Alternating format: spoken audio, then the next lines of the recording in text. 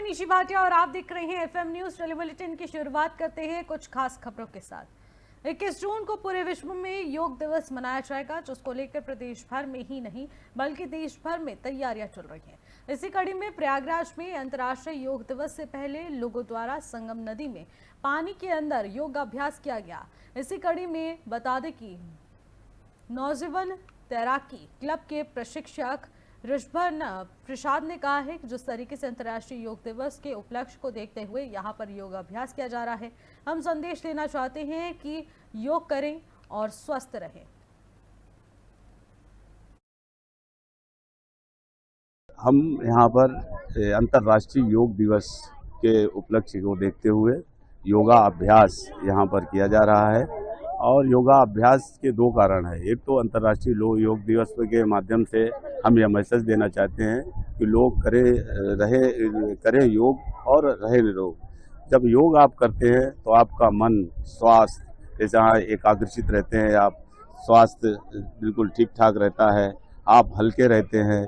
यहाँ तक कि आप इस तरीके से रहते हैं कि आप पूरे एक वर्ष तक अगर पानी में योग 2 महीने करते हैं तो पूरे 1 वर्ष स्वस्थ रहेंगे और आपके अंदर, बॉडी के अंदर पानी की कमी बिल्कुल नहीं होगी। अच्छा, ये पानी में योग किया है, क्या इसके पीछे का खास मतलब है? ये हमारे पुराणों में भी लिखा हुआ है। आप ये देखिए, पुराणों के अंदर आप देखेंगे भगवान विष्णु क्षीर सागर में योग के माध्यम से ही रहते हैं। और आप द्वापर युग में आ जाइए तो योग के माध्यम से आपने देखा होगा दुर्योधन जिस समय युद्ध में हारने लगा तो वो जाकर के सागर में छिप गया, योग के माध्यम से ही वहां पर था, लेकिन उसे ललकार करके बाहर निकाला गया कि मारने के लिए। तो योग से हम बहुत कुछ कर सकते हैं, अपने को सुरक्षित रख सकते हैं, अपने को जो है हल्का रख सकते हैं, एकाग्रचित कर सकते हैं। योग के माध्यम से हम अपने आप को आगे बढ़ा सकते हैं। हम यहाँ पर अंतर्राष्ट्रीय योग दिवस के उपलक्ष्य को देखते हुए योगा अभ्यास यहाँ पर किया जा रहा है और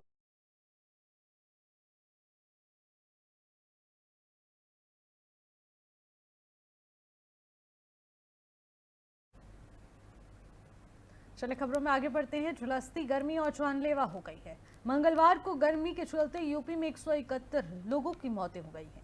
कानपुर और बुंदेलखंड के जिले देश भर में आपको बता दें लगातार इसी तरीके के गर्मी के सितम के चलते इस भीषण गर्मी को झेल रहे हैं। तो वहीं अगर बात की जाए कानपुर और बुंदेलखंड की तो जिले दिन भर सबसे ज्यादा तपते रहे। उराई 46.4 डिग्री के साथ सबसे गर्म रहा। कानपुर की रात 35.3 डिग्री के साथ सबसे गर्म रही है। हालांकि मंगलवार शाम को यूपी के कई शहरों में आंधी आई और बारिश भी हुई। मंगलवार को न्यूनतम तापमान भी सामान्य से 5 से लेकर 7 डिग्री तक अधिक रहा। तो वही बुंदेलखंड के बांदा, हमीरपुर, झांसी में बारिश हुई है। प्रयागराज और आसपास के जिलों में भी तेज हवा के साथ हल्की बारिश हुई है। लखनऊ और बरेली में जून की तीसरी सबसे गर्म रात रिकॉर्ड की गई है। तो वहीं लखनऊ में न्यूनतम तापमान 32.6 डिग्री रहा, जबकि बरेली में 32.1 डिग्री सेल्सियस रहा है। तो लगातार गर्मी का सितम जारी है। उत्तर प्रदेश में इस भीषण गर्मी की चपेट में आने से 171 लोगों की मौतें हो चुकी हैं, जो कि एक आंकड़ा है और ये सबसे बड़ा आंकड़ा है, जहां पर इस भीषण गर्मी के चलते लोगों को काफ़ी दिक्कतों का सामना करना पड़ रहा है। तो वहीं अस्पताल भी पूरी तरीके से इन मरीजों से भरे हुए हैं और ऐसे में इस भीषण गर्मी की चपेट में आने से डिहाइड्रेशन जैसी लोगों को तमाम दिक्कतों का सामना करना पड़ रहा है। तो इस वजह से लोग काफ़ी ज़्यादा परेशान हैं। हालांकि स्वास्थ्य विभाग लगातार लोगों को जागरूक कर रहा है कि ज़्यादा से ज़्यादा लोग पानी पिएं और ग्लूकोज निर्मित चीज़ें खाएं। और वहीं जिस तरीके से सिट्रस फ्रूट को लेकर लगातार कहा जा रहा है कि आप उसका दिन में सेवन ज़रूर करें। तो ऐसी तमाम चीज़ों को लेकर स्वास्थ्य विभाग भी जनता को अलर्ट कर रहा है, क्योंकि इस भीषण गर्मी से सभी लोग परेशान हैं।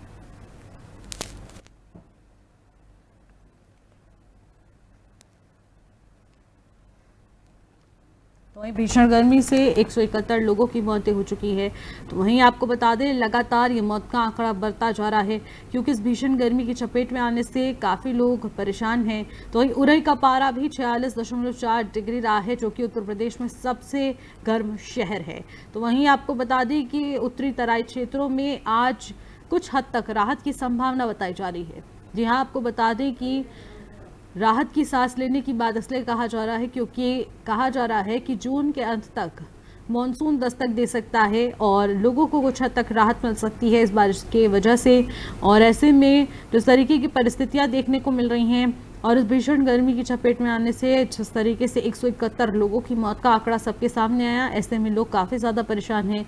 स्वास्थ्य महकमा भी अलर्ट हो चुका है क्योंकि लगातार इस भीषण गर्मी की चपेट में आने से और इस गर्मी से पैदा होने वाले रोगों से निर्मित लोग अस्पताल पहुंच रहे हैं और इस वजह से अस्पताल प्रबंधन भी पूरी तरीके से अलर्ट हो गया है। हालांकि स्वास्थ्य विभाग लगातार लोगों को जागरूक कर रहा है कि किस तरीके से उन्हें अपने दिनचर्या में पानी ज़रूर पीना है और ज़्यादा से ज़्यादा पीना है। तो वहीं सिट्रस फूड का सेवन करना है और ज़्यादा से ज़्यादा ग्लूकोज का पानी पिएं जिससे कि अपनी बॉडी को हाइड्रेट रखें, क्योंकि डिहाइड्रेशन से तमाम समस्याएं हो रही हैं जिस वजह से लोगों को अब काफ़ी दिक्कतें हो रही हैं। और इसी को लेकर इस भीषण गर्मी के चलते स्वास्थ्य विभाग लगातार लोगों को जागरूक कर रहा है।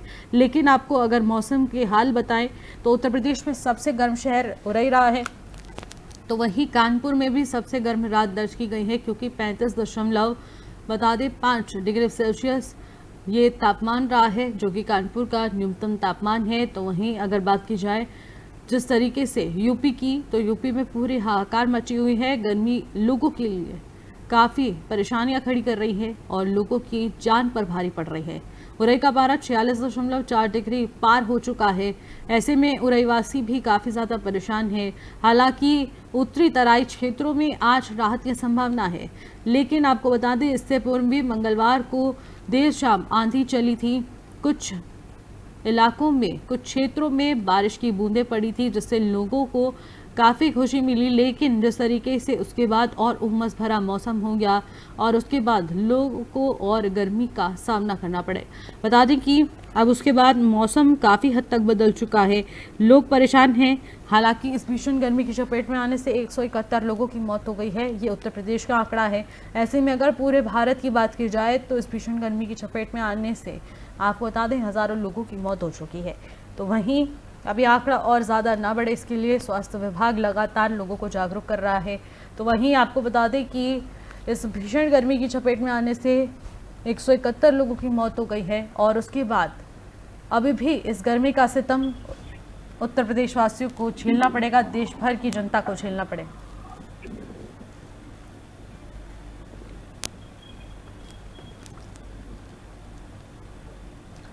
तो वहीं इस भीषण गर्मी से 171 लोगों की मौत हो गई है। गर्मी का सितम अभी भी उत्तर प्रदेश में देखने को मिल रहा है।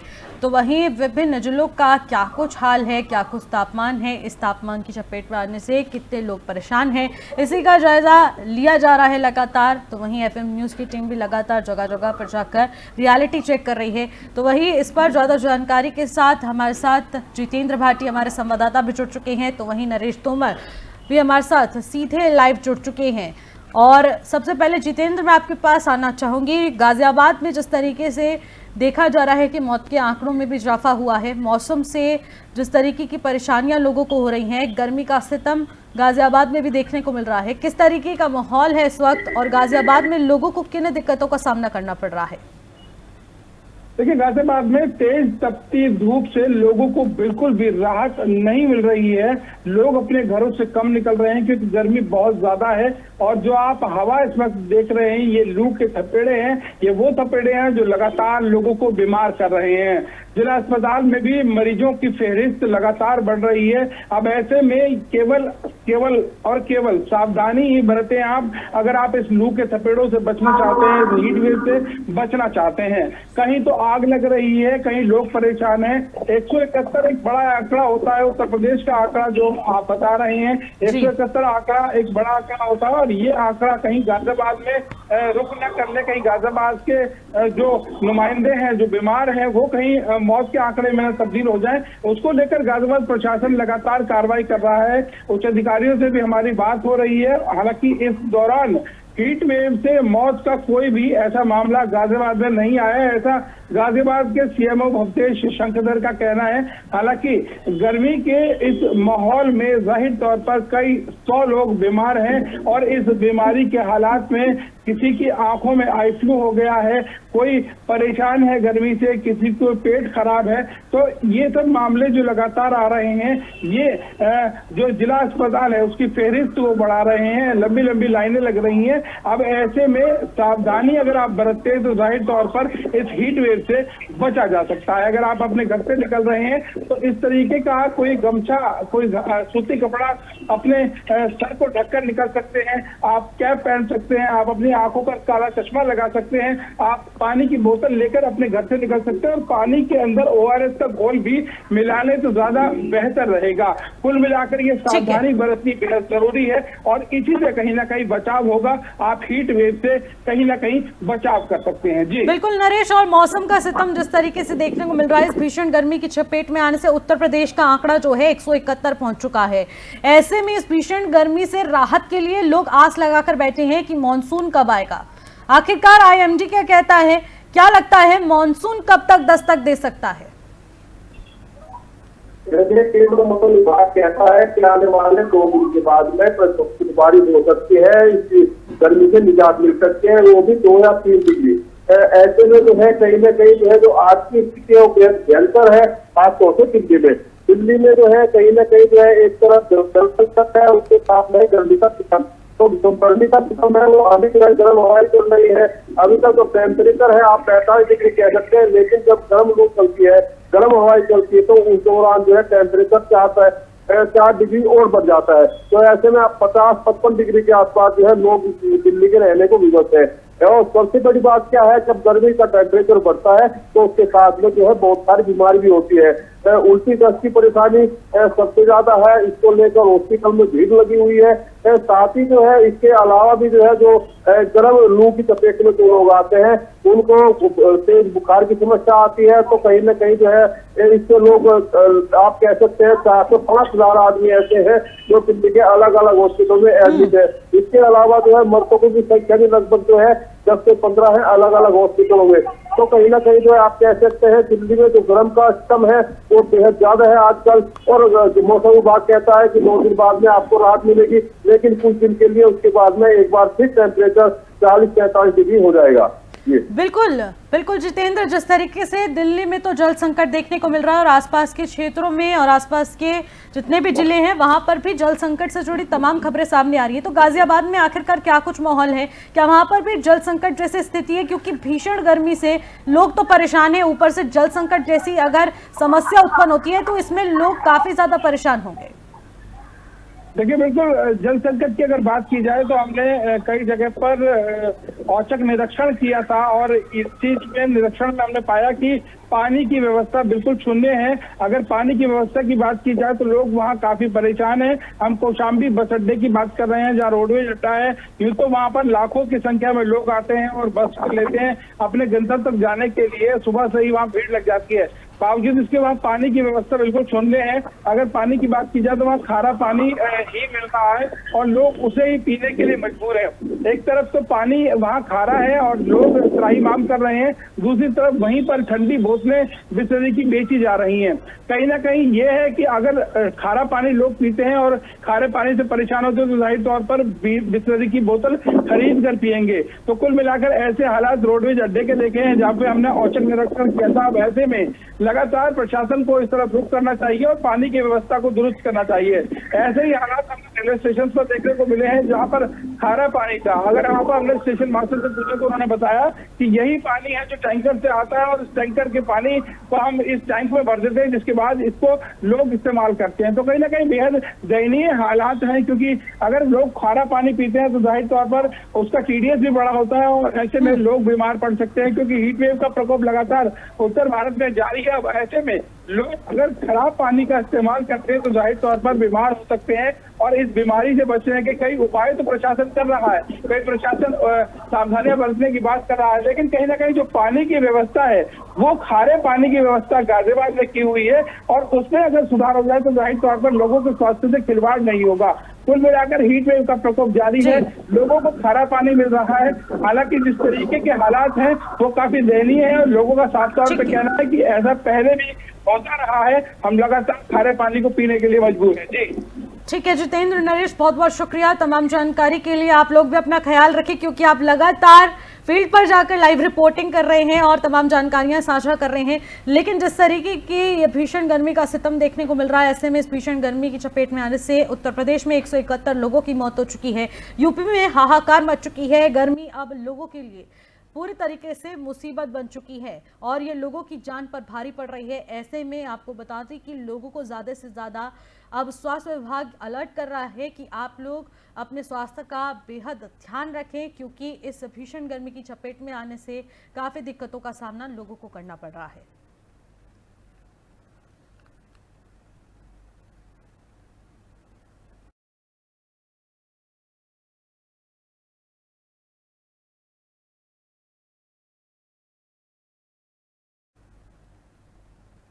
पूरा उत्तर भारत भीषण गर्मी की चपेट में है। लू की वजह से लोगों को घरों से बाहर निकलना काफी मुश्किल हो गया है, तो कई राज्यों में पारा 45 डिग्री के पार है, जिसकी वजह से लोग भीषण गर्मी झेलने को विवश हैं और ऊपर वाले बारिश के लिए प्रार्थना कर रहे हैं। तो वहीं आपको बता दें दिल्ली इस समय भयंकर गर्मी से जूझ रही है, सामान्य तापमान में भी भारी इजाफा देखने को मिल रहा है। दिल्ली में इस समय भीषण गर्मी पड़ रही है और इसी के साथ औसत तापमान में भी काफ़ी वृद्धि हुई है। दिल्ली के कई मौसम केंद्रों ने औसत से काफ़ी अधिक तापमान दर्ज किया है। सफदरगंज में 45.2, तो आपको बता दें कि जो मध्य जून के सामान्य तापमान 48.8 डिग्री सेल्सियस से 6.4 डिग्री सेल्सियस अधिक है। और आपको बता दें पालम में अधिकतम तापमान 46.0 डिग्री सेल्सियस तक पहुंच चुका है।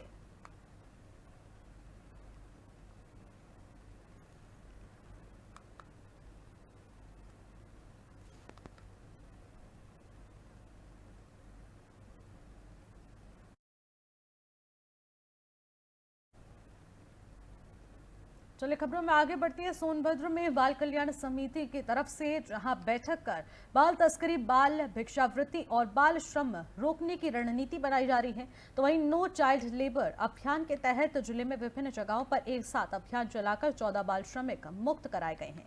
तो वहीं 11 बता दें नियोक्ताओं को नोटिस भी जारी कर उनसे जवाब मांगा है। इसको लेकर अभियान चलाए जाने के साथ ही लोगों में इसको लेकर जागरूकता फैलाई जा रही है और इस पर चर्चा और रणनीति तैयार की जा रही है। सड़क और रेल मार्ग में रहने वाले, तो वहीं आपको बता दें ह्यूमन ट्रैफिकिंग पर भी प्रभावी रोक लगाने के लिए संबंधितों को सक्रिय बढ़ाने के लिए निर्देश दे रहे हैं। और बाल कल्याण समिति के सदस्य अमित सिंह ने बताया है कि उनकी अध्यक्षता में सोनभद्र रेलवे स्टेशन पर आयोजित बैठक संरक्षण अधिकारी रोमी पाठक ने बाल तस्करी से जुड़े जरूरी जानकारियां लोगों तक पहुंचाई है। तो वहीं इस बैठक के माध्यम से सभी को जागरूक किया जाएगा और कहा है कि इससे निपटने के लिए जागरूकता और जन सहभागिता की काफी जरूरत है।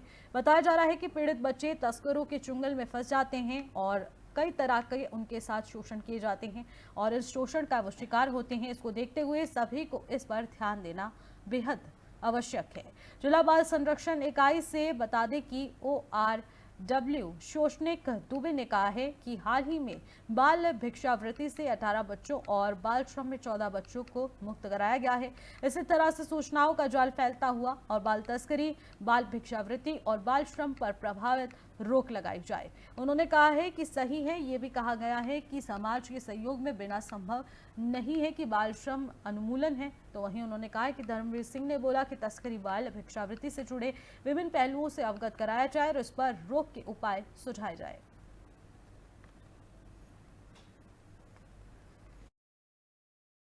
धरोहर हैं, उनकी सुरक्षा संरक्षा करना और संरक्षण प्रदान करना हम सब लोगों का संयुक्त कर्तव्य है।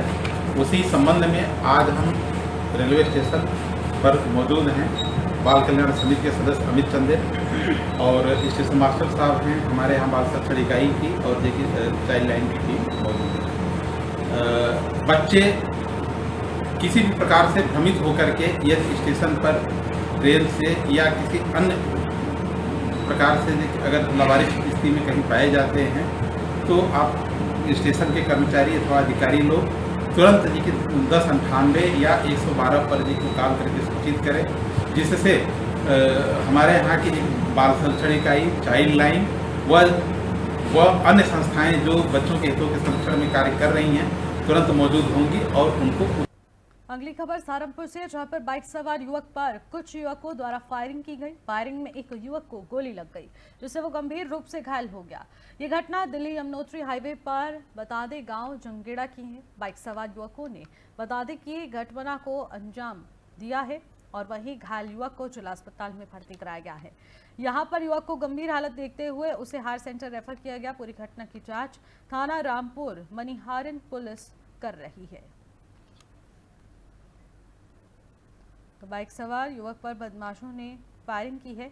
तो वहीं आपको बता दें कि अब लगातार एक के बाद एक मामले सामने आ रहे हैं। उसी बीच सहारनपुर से ये मामला सामने आया, जहां पर दबंगों की दबंगई देखने को मिली। बाइक सवार युवक पर बदमाशों ने फायरिंग कर दी और उसके बाद आपको बता दें कि युवक को अस्पताल में तुरंत एडमिट कराया गया, जहाँ पर उसकी हालत गंभीर बनी हुई है। और इसी के चलते आपको बता दें कि स्वास्थ्य महकमा भी पूरी तरीके से इस मामले के संज्ञान लेते हुए उपचार में जुटा हुआ है। तो वहीं आपको बता दें कि जब उस व्यक्ति को अस्पताल में भर्ती कराया गया तो उसकी हालत बेहद गंभीर बनी हुई थी। तो वहीं आपको बता दें युवक पर कुछ युवकों द्वारा फायरिंग की गई थी और फायरिंग में एक युवक के पैर में गोली लग गई, जिससे वो गंभीर रूप से घायल हो गया। और ये घटना दिल्ली यमुनोत्री हाईवे पर गांव जंधेड़ा की है। और बाइक सवार यमुना में बता दें ये जो घटना निकलकर सामने आई है, उसके बाद बाइक सवार तो आपको बता दें कि बाइक सवार इस बड़ी घटना को अंजाम देकर वहां से फरार हो गए।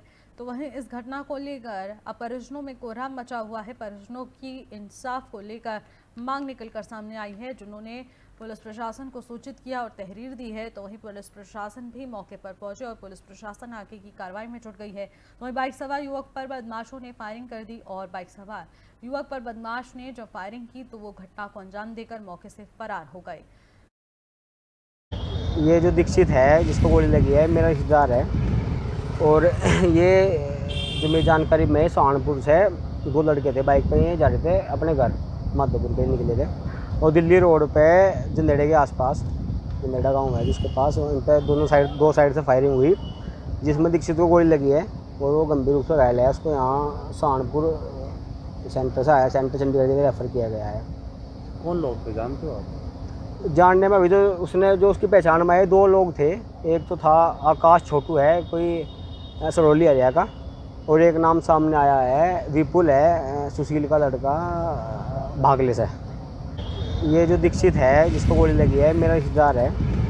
और ये जो मेरी जानकारी में सहारनपुर से दो लड़के थे, बाइक पे जा रहे थे अपने घर माधोपुर पे निकले थे और दिल्ली रोड पे जंधेड़े के आसपास, जंधेड़ा गांव है जिसके पास, उन पर दो साइड से फायरिंग हुई, जिसमें दीक्षित को गोली लगी है और वो गंभीर रूप से घायल है। उसको यहाँ सहारनपुर सेंटर से आया, सेंटर चंडीगढ़ के रेफ़र किया गया है।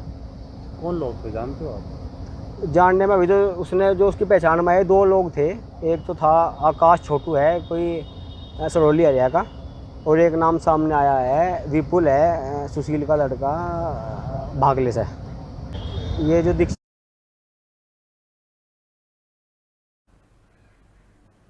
अगली खबर सहारनपुर से है, जहां पर देवबंद क्षेत्र के बतादे गंगादासपुर गांव में मजदूरी के रुपए मांगने पर दबंगों द्वारा अनुसूचित जाति के एक युवक से भरे पंचायत में उठक बैठक लगवाने का मामला सामने आया। आरोपियों ने जाति सूचक शब्दों का इस्तेमाल करते हुए युवक से पैर भी पकड़वाए और घटना का वीडियो भी बनाया गया है। मामले में पीड़ित की भाभी ने पुलिस को तहरीर दी है। तो भीम आर्मी के विधानसभा क्षेत्र अध्यक्ष शौर्य अंबेडकर और कार्यकर्ताओं के साथ पीड़ित युवक की भाभी कोतवाली पहुंची और उसने पुलिस को तहरीर देकर बताया कि देवर मजदूरी करता है और कुछ दिन पहले गांव में ही एक व्यक्ति के यहां पर उसने मजदूरी की थी और उसके बाद ये वीडियो सबके सामने है। हमारे साथी मन्नू के साथ कुछ असामाजिक तत्व के लोगों ने पंचायत में उसे अपमानित किया, जाति सूचक शब्दों से, और उसे उठक बैठक लगाने का काम किया और उसे पेशाब तक पिलाने का काम किया गया। साथियों, बहुत ही गंभीर घटना है, जिस मामले में आज हमने थाना देवबंद में तहरीर दी है और मुकदमा पंजीकृत के लिए हमें माननीय जो हमारे यहाँ के थाना अध्यक्ष है उन्होंने कहा है कि इसमें मुकदमा पंजीकृत किया जाएगा। अगर जल्द ही इस मामले में मुकदमा पंजीकृत नहीं किया गया तो भीम आर्मी के द्वारा बहुत बड़ा आंदोलन थाना देवबंद के अंदर किया जाएगा, जिसके लिए आप सभी साथी तैयार रहे। जी, कल थाना देवबंद पर एक प्रार्थना पत्र प्राप्त हुआ जिसमें कि बताया गया कि ग्राम गंगदासपुर में एक प्रकरण हुआ था, जिसके बाद एक वीडियो वायरल हो गया था। इस संबंध में वादी की तहरीर पर आईपीसी एवं SC/ST एक्ट की उचित धाराओं में मुकदमा दर्ज किया गया है, जिसकी जो विवेचना है क्षेत्राधिकारी देवबंद द्वारा संपादित की जा रही है। इसमें विधिक कार्रवाई प्रचलित। हमारे साथी मन्नू के साथ कुछ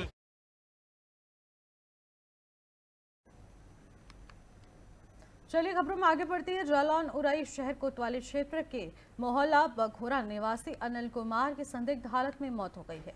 तो वहीं आपको बता दें, परिजनों ने कोतवाली पहुंचकर बताया है कि वो शराब का आदी था। युवक के पिता की सूचना पर पुलिस ने मौके पर पहुंचकर शव को पंचनामा भर उसे पोस्टमार्टम के लिए भेज दिया है। तो वहीं शाम के वक्त पोस्टमार्टम रिपोर्ट में युवक के शरीर पर किसी तरह की कोई चोट का निशान नहीं आया। तो शाम के वक्त जब युवक का शव पोस्टमार्टम के बाद घर पहुंचा तो बता दें कि स्वजन के साथ उसके पुत्र भी मौजूद थे। तो वहीं वो वहां पर मौजूद थे और अगर न्याय नहीं मिला तो उन्होंने कहा कि हम खुदकुशी कर लेंगे। तो वहीं लोगों की मांग थी कि दिवंगत के पिता को मौके पर बुलाया जाए और साथ ही उनके मकान में जो किराएदार रहता है उनसे अनिल की पीटकर हत्या कर दी गई है। तो पूरा मामले की जांच कराकर मुकदमा दर्ज कराया जाए। और उसके बाद मौके पर पहुंचे सी और कोतवाली प्रभारी ने लोगों को कार्रवाई कर आश्वासन देकर जाम खुलवाया। कोतवाली प्रभारी निरीक्षक ने कहा है कि पैनल के सामने युवक के शव का पोस्टमार्टम कराया गया है और जिसमें किसी तरह की इंजरी सामने नहीं आई है और फिर भी मामले की जांच कराकर उचित कार्रवाई की जाएगी। अपर पुलिस अधीक्षक ने कहा है कि मामले की जांच कराई जाएगी और जाम लगने वालों पर मुकदमा भी कराया जाएगा।